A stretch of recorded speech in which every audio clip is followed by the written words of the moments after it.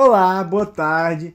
É uma alegria imensa estar com você em mais um domingo para aprendermos mais um pouco da Palavra de Deus. Se você não me conhece, eu sou o Vitor Monteiro e sou professor da classe de Adolescentes 2 da nossa igreja.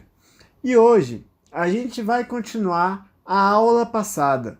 Nós estamos estudando o Novo Testamento, fazendo um panorama do Novo Testamento. Já estudamos os Evangelhos, já estudamos Atos e agora entramos no livro de Romanos.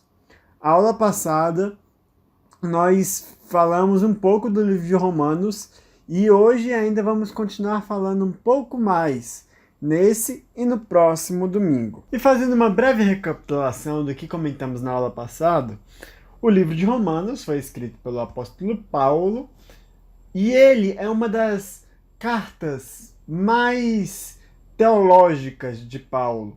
Paulo ele consegue escrever de uma forma mais sistematizada. E por que isso aconteceu? Bom, sabemos que Paulo ele não conhecia os romanos, porque não foi uma das igrejas que ele ajudou a fundar. Então isso explica um tom mais impessoal da carta. E também a gente sabe que um dos motivos de Paulo ter escrito essa carta foi porque ele pretendia visitar a igreja de Roma e muitos estudiosos especulam que, assim como ele usava a cidade de Corinto como uma base para seu ministério na Macedônia, Paulo tinha o sonho de ir para a Espanha. Então, muitos estudiosos imaginam que Paulo queria se mudar para Roma e usar aquela cidade como base para o seu ministério para a região da Espanha. Então, por isso que ele escreveu uma carta para a igreja de Roma, na qual ele se apresentava e apresentava todo o seu pensamento cristão. Estima-se que Paulo escreveu essa carta por volta do ano 57 depois de Cristo, durante a sua terceira viagem missionária. O livro de Romanos, assim, podemos dividir ele de uma maneira bem simples em dois grandes blocos. Do capítulo 1 ao capítulo 11, Paulo vai ter um tom mais doutrinário na sua carta. Ele vai falar sobre doutrinas, sobre, como vimos, né, a condição do homem, qual é a condição de Deus, a justificação, entre outros temas que vamos continuar falando na aula de hoje. E uma segunda parte da sua carta, a parte mais para o final da sua carta, a partir do capítulo 12 até o capítulo 16, Paulo ele vai falar mais sobre como é que deve ser a vida do cristão na prática. Como é que os cristãos deveriam se comportar perante uma sociedade tão corrompida? É isso que Paulo vai abordar no segundo bloco de sua carta. E recapitulando ainda um pouco da aula passada, tudo isso a gente viu na aula passada, hoje a gente só está falando rapidamente, né? Nós vimos que a carta de Romanos nos apresenta qual é a natureza do homem. Este é um tema que Paulo aborda. E nós vemos que o homem não nasce bom por natureza. Nós nascemos no pecado. Nossa natureza é pecaminosa. E nós também vimos sobre a natureza de Deus. Um Deus que é santo, um Deus que é justo, um Deus que não pode se misturar com o pecado. E aí, eu levantei o seguinte questionamento no final da última aula. Como nós, que somos pecadores, que temos o pecado, que nascemos em pecado, podemos nos aproximar e ter comunhão com um Deus que é santo, um Deus que é puro, um Deus que não se mistura com o pecado? E hoje nós vamos refletir um pouco sobre isso. Para resolver este problema, Deus criou um plano. Um plano que tem seu início lá com Abraão, que ele formou, a partir de Abraão ele ia formar um povo, e que esse povo iria apresentar ao mundo esse Deus, porque para a gente se aproximar de Deus, primeiro nós temos que saber que existe um Deus. E O povo que Deus escolheu para apresentar ele ao mundo foram os descendentes de Abraão, né? Deus chegou para Abraão, falou que ia fazer dele uma grande nação, e realmente foi isso que aconteceu. A gente sabe que teve Abraão, Isaac, Jacó, e depois de Jacó, a Bíblia, no final do livro de Gênesis, né, ali narrando os últimos momentos da vida de Jacó, nós já nos deparamos depois com o Êxodo, que existe um tempo de 400 anos entre Gênesis e Êxodo, em que os descendentes de Jacó, os descendentes de Abraão, se multiplicaram e agora são um povo. E é nesse contexto que Deus estabelece e firma uma aliança com este povo que era descendente de Abraão. E esse povo foi o povo escolhido por Deus para apresentar Deus ao mundo, né? O apóstolo Paulo, inclusive, vai tratar um pouco sobre esse assunto lá nos capítulos 9 ao 11. Ele fala muito sobre a eleição, que o povo judeu foi um povo eleito. E qual era a principal função dos hebreus? Sabemos que quando eles estavam no deserto, Deus entregou os 10 mandamentos, a lei para Moisés. E este povo tinha que viver de acordo com essa lei, de acordo com os mandamentos de Deus. A Bíblia, na verdade, assim, existem 10 mandamentos, mas se você for estudar o Antigo Testamento, lá no livro de Levítico, de Números, né? Além dos 10 mandamentos que tem lá, existiam mais de 600 mandamentos, mais de 600 leis, mais de 600 regras que o povo tinha que seguir. E essas 600 leis eram justamente resumidas nos 10 mandamentos. Mas existiam muitas e muitas e muitas e muitas leis que o povo tinha que seguir.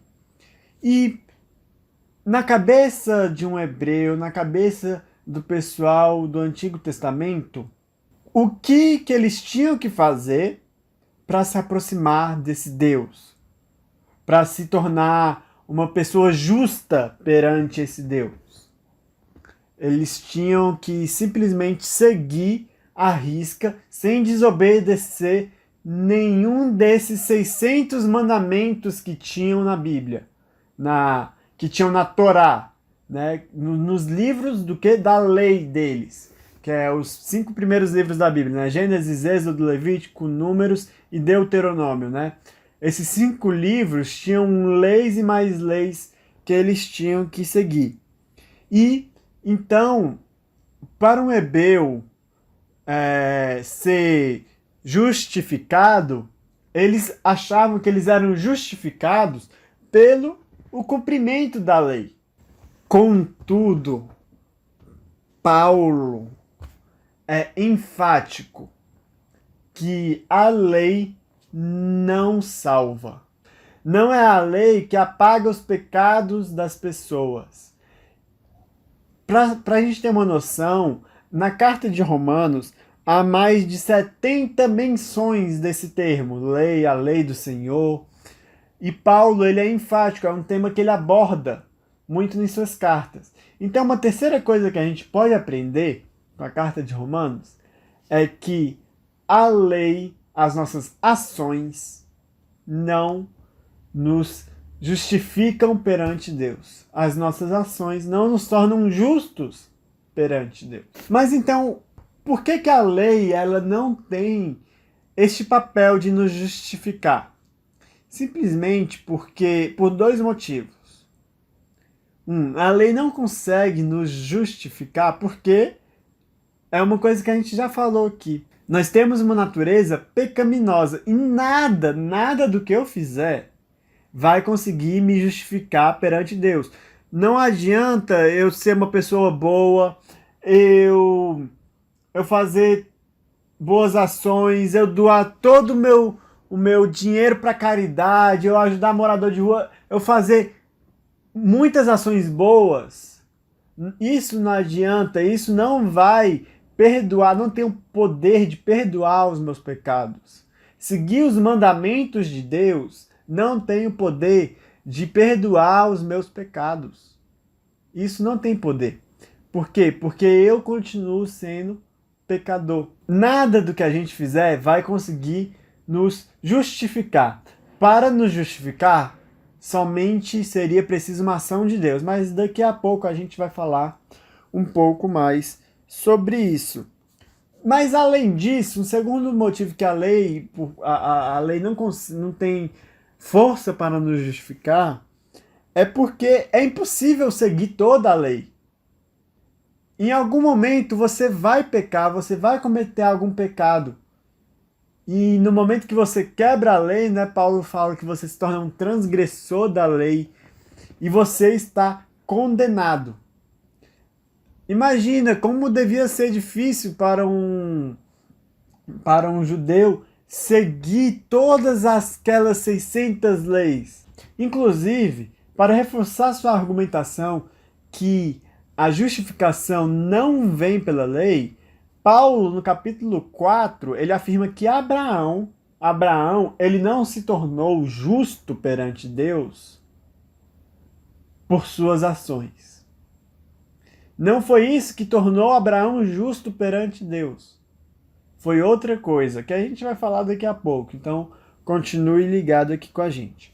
Mas então, se a lei ela não tinha o poder de justificar, né, de perdoar os pecados, qual é o papel da lei? Por que que Deus entregou a lei? Bom, um teólogo, F.F. Bruce, ele aponta no seu comentário do livro de Romanos quatro funções que a lei desempenhava. A primeira delas é que ela foi dada para revelar a vontade de Deus. A lei, ela aponta que existem coisas certas e coisas erradas. Coisas que são da vontade de Deus e coisas que não são da vontade de Deus. Então, Deus entregou a sua lei para mostrar qual é a sua vontade. Além disso, a lei também foi dada para o bem-estar e a preservação humana. Por exemplo, na Bíblia a gente encontra algumas leis meio esquisitas. Por exemplo, você não pode comer carne de porco. A gente fica se perguntando, por que a Bíblia, o que tem a ver carne de porco? Por que Deus mandou o povo lá no deserto não comer carne de porco?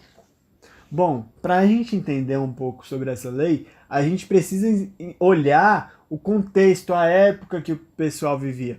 Sabemos que na antiguidade o pessoal não tinha luz elétrica, não tinha fogão, não tinha os utensílios que temos hoje, né? Inclusive, esses utensílios só foram surgir nos últimos 50, 60, 70 anos para cá. E nós estamos falando em questões de mais de 3, de 4, de 5 mil anos atrás. Então, e como é que eles preparavam a comida se eles não tinham fogão, por exemplo? Eles arrumavam uma fogueira, faziam um fogo e cozinhavam a carne, cozinhavam as coisas. Mas a carne, ela sempre ficava meio cru, porque não existia um fogo potente. E nós sabemos que a carne de porco, se você comer crua, ela tem micro-organismos que fazem muito mal para a sua saúde. Então, imagine o povo daquela época. O povo daquela época nem sabia que a carne de porco tinha micro-organismos, que tinham bactérias, que tinham vermes que podiam estar naquela carne e contaminar se você comê-la crua. Então, por que Deus falou que não podia comer carne de porco, por exemplo? Para preservar a saúde do povo de Israel, né? Tem outros mandamentos também. Tem um mandamento que fala que o povo, quando fosse fazer suas necessidades, eles precisavam sair do acampamento, cavar um buraco, enterrar e fazer isso longe do acampamento. Deus foi trazendo noções de saúde, de higiene para o povo. Para o quê? Para preservar a sua vida. Também, além disso, por exemplo, nós encontramos o mandamento não matarás. Era justamente para o quê? Para preservar a vida. Mas, além disso, a lei também foi dada para pôr o pecado às claras e levar para os homens o arrependimento. Por exemplo, em Romanos capítulo 7, versículo 7, Paulo fala assim: de fato, eu não saberia o que é o pecado a não ser por meio da lei, pois na realidade eu não saberia o que é cobiça se a lei não dissesse não cobiçarás. Então, a lei, ela nos torna consciente da nossa condição de pecadores. A lei mostra a vontade de Deus, mas ela também mostra que nós somos pecadores. Paulo também afirma em Romanos 3, capítulo 20, assim: visto que ninguém será justificado diante dele por obras da lei, em razão de que, pela lei, vem o pleno conhecimento do pecado. Então, Paulo está reforçando que nós não somos justificados pela lei, e a lei, ela nos torna conscientes da nossa condição de pecador. Muito bem, agora já sabemos por que a lei foi dada, e sabemos que a lei, ao contrário do que muitos pensavam no Antigo Testamento, ela não era, inclusive que os fariseus na época de Jesus pensavam, ela não era a lei que nos justificava perante Deus. Mas um questionamento sempre fica aqui na minha cabeça. Sabemos que a Bíblia no Antigo Testamento é cheio de leis, né? E a gente precisa continuar seguindo algumas leis. Por exemplo, existem os 10 mandamentos. Não matarás, não roubarás, não furtarás, não cobiçarás a coisa do teu próximo. Nós precisamos continuar seguindo esses mandamentos, mas tendo em mente que isso não é o que nos salva, não é o que nos justifica, não é o que nos perdoa o pecado. Mas é fundamental para um cristão seguir as leis de Deus. Mas então, olhando para o Antigo Testamento, quais leis eu tenho que seguir, quais leis eu tenho que deixar de seguir? Eu tenho que seguir todos os mandamentos que tem lá na Bíblia, no Antigo Testamento? Como é que eu sei os que eu devo seguir e os que eu não devo seguir, ou que eu não preciso mais seguir? Paulo, ele é enfático a dizer que nós não precisamos mais seguir a lei. Em Romanos, capítulo 6, versículo 14, ele fala assim: vocês não estão debaixo da lei, mas debaixo da graça. Então, para começar, se a gente vivesse no Antigo Testamento, realmente a gente precisaria seguir todos aqueles mandamentos. E com a vinda de Jesus, Jesus estabeleceu uma nova aliança com o povo, que substituiu a antiga. E a partir dessa nova aliança, o que a gente precisa seguir? Quais são as leis da Bíblia que a gente precisa seguir? Bom, didaticamente, existem 3 tipos de lei na Bíblia. A primeira delas é a lei cerimonial, que ela servia para indicar a liturgia, para indicar o sistema religioso do povo de Israel antes da vinda de Jesus. Né? A gente encontra muitas leis falando como é que deveria ser os sacrifícios, né? Ou até as leis, por exemplo, para não comer carne, estavam relacionados com a liturgia, com as cerimônias do povo de Israel. E essas leis nós não precisamos mais seguir. Quando Jesus veio, essas leis deixaram de ter validade, porque Jesus foi a cerimônia final, Jesus foi o sacrifício final. Também nós encontramos as leis civis ou leis judiciais, que, imagine, por exemplo, nós temos a nossa Constituição, que é um código de leis que regem o Brasil. Mas as leis aqui do Brasil são diferentes das leis dos Estados Unidos, que são diferentes das leis da Alemanha, que são diferentes das leis da Argentina. Cada país tem suas leis. E na Bíblia nós encontramos também a constituição do povo de Israel, né, também nas leis que contém a Bíblia. Né? A gente, por exemplo, via algumas penas de morte, pena de morte para o adultério, como é que deveriam ser as punições, né? E essas leis também só fazem referência ao povo de Israel daquele tempo. São as leis para a nação de Israel daquele tempo. Nós não precisamos mais seguir as leis judiciais, as leis civis, né? Elas determinavam as jurisprudências e os preceitos, né, que guiavam nas questões administrativas e jurídicas do antigo Estado de Israel. Então, nós não precisamos mais seguir essas leis. Mas, por último, nós encontramos as leis morais. E o que são essas leis morais, né? As leis morais, elas são mandamentos universais e atemporais. São preceitos éticos. As leis morais, né, estão relacionadas com uma vida de ética. E são as leis morais da Bíblia que nós devemos seguir. Por exemplo, nós encontramos não matarás, não furtarás, né? Então, esses mandamentos são mandamentos que são éticos, são mandamentos morais. Independente, em qualquer época que você viva, por exemplo, matar uma pessoa vai ser errado. Não importa se há 100 anos atrás, se é há 200 anos, se é agora, matar uma pessoa sempre vai ser errado.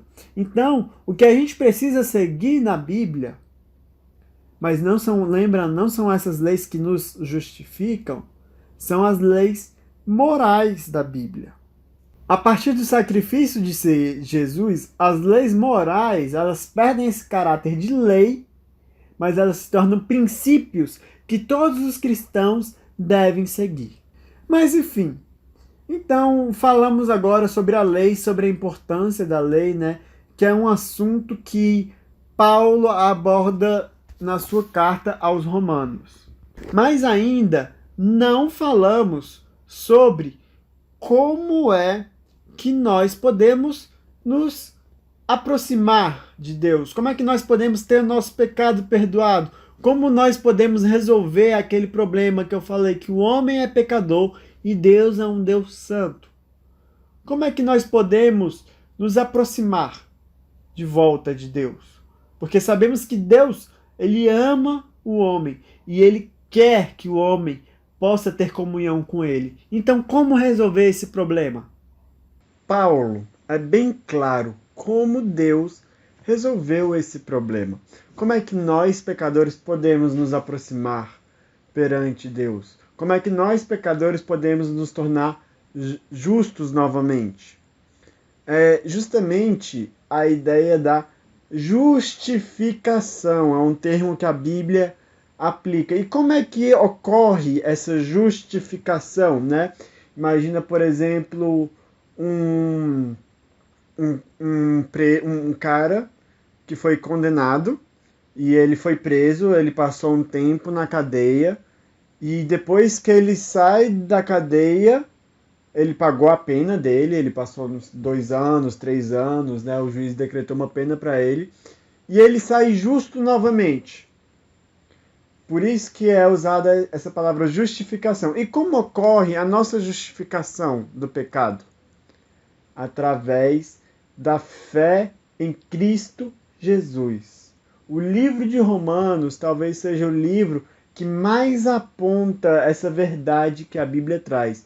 E foi isso que justamente Martinho Lutero redescobriu, né, com a Reforma Protestante. Hoje nós estamos comemorando, dia 31 de outubro, nós estamos comemorando mais de 500 anos da Reforma Protestante, em que Martinho Lutero, uma das teses que Martinho Lutero defendia é que era somente a fé em Jesus Cristo era capaz de nos justificar. Não era pelo pagamento de indulgências, não era por qualquer outra coisa.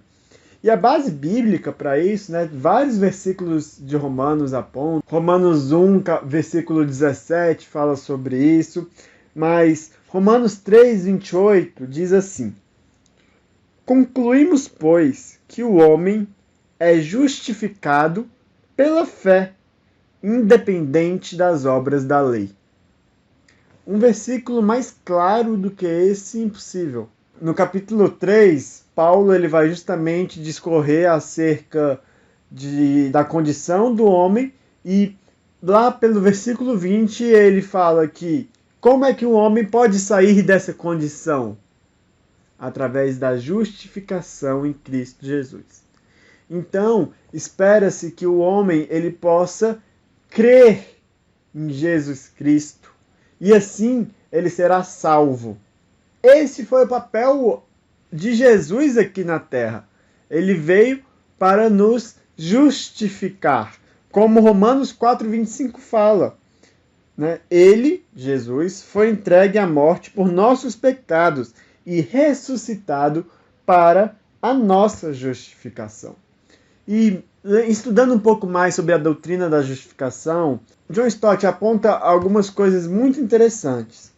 Ele afirma que a fonte da nossa justificação é a graça de Deus, porque Deus nos ama e Deus ele nos oferece gratuitamente.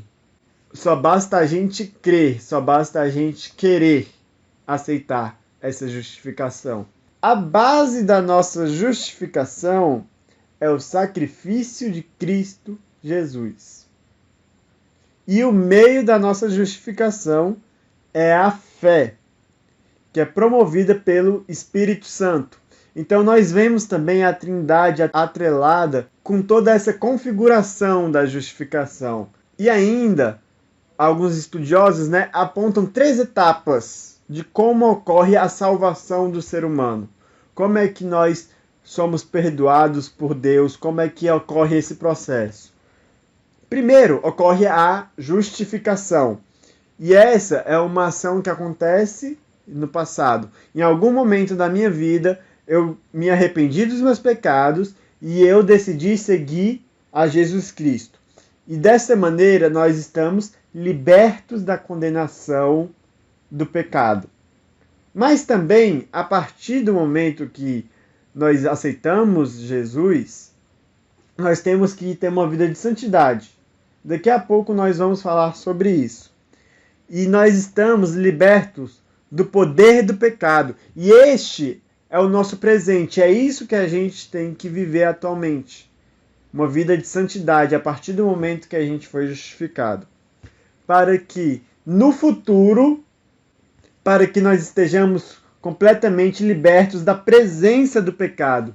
E esse último processo da nossa salvação é a nossa glorificação, em que a Bíblia fala que não haverá mais choro, não haverá mais dor, e a gente vai viver no céu para sempre com Deus.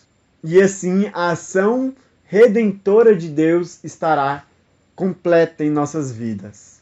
Caminhando para o final da nossa aula de hoje, ainda vamos continuar falando sobre o livro de Romanos na próxima aula, mas encerrando um pouco essa parte doutrinária da carta de Romanos, é que a partir do momento que nós somos justificados, a partir do momento que você aceita que Jesus, que era Deus e veio aqui na terra, morreu para perdoar os seus pecados, nós não podemos possuir o mesmo estilo de vida.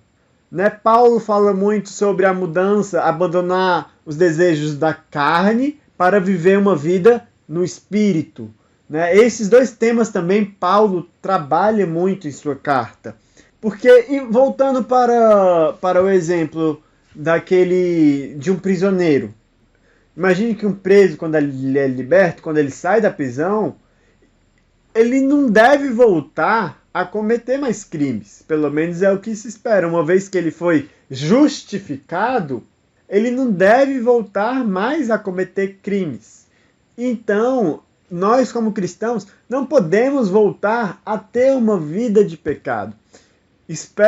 que nós vivemos uma vida com santidade que obedeça às leis morais da Bíblia, né? Que são resumidas em duas, né? Amarás a Deus acima de todas as coisas e amarás ao próximo como a ti mesmo. Então, a partir do momento que a gente aceita Jesus, que a gente tem nossos pecados perdoados, a gente tem um caminho de santidade a seguir. É isso que Paulo afirma lá em Romanos 6, nos versículos 1 e 2, que diz assim: que diremos então? Continuaremos pecando para que a graça de Deus aumente? De maneira nenhuma. Nós, os que morremos para o pecado, como podemos continuar vivendo nele? Então, Paulo até usa um pouco de ironia, né? A partir do momento que eu aceitei Jesus, eu devo ficar pecando mais para Deus me perdoar e para Deus derramar mais graça sobre a minha vida? Com certeza não. Não é essa a vontade de Deus para a nossa vida. Mas muitas vezes a gente fica pecando, fica flertando com o pecado, mesmo tendo uma vida justificada por Cristo. É uma coisa que a gente precisa pensar. Se você já foi justificado por Jesus Cristo, se afaste do pecado. Deus deseja que nós vivamos uma vida de santidade, uma vida separada para Ele. Porque é isso que a palavra santidade significa. Uma vida separada. Santidade é separar algo. Quando se fala em santidade, me vem, por exemplo, a imagem, por exemplo, de uma carne que está apodrecendo. E aí você... Como é que você resolve o problema de uma carne que está começando a ficar apodrecida? Você tem que cortar aquela parte que está ruim. E é isso que a gente tem que fazer, cortar o pecado da nossa vida. E para finalizar, eu gostaria de deixar Romanos capítulo 6, versículo 22, para você refletir, que diz assim: mas agora que vocês foram libertados do pecado e se tornaram escravos de Deus, o fruto que colhem leva à santidade e o seu fim é a vida eterna. Então, é nesse versículo que revela o propósito que Jesus veio aqui na Terra. É para que nós pudéssemos ser justificados e ter uma vida de santidade, uma vida liberta do pecado, uma vida que agrada a Deus. E assim nós poderemos ir para o céu. Agora, eu queria conversar com você que está escutando a nossa escola bíblica. Você já parou para pensar se você já foi justificado por Jesus? Você já parou para tomar uma decisão por Jesus? Porque a gente sabe que o que vai nos levar ao céu, que nos vai levar à glória futura, é uma decisão que precisa ser feita aqui na Terra.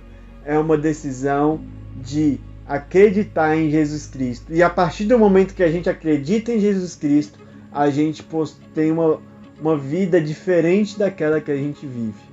Se você nunca tomou essa decisão e gostaria de tomar, você pode comentar aqui no chat: eu aceito Jesus como meu Salvador. Ou também vamos estar disponibilizando o número aqui embaixo com um telefone da igreja para que você possa ligar para dizer sobre essa decisão que você tomou aceitando essa aula.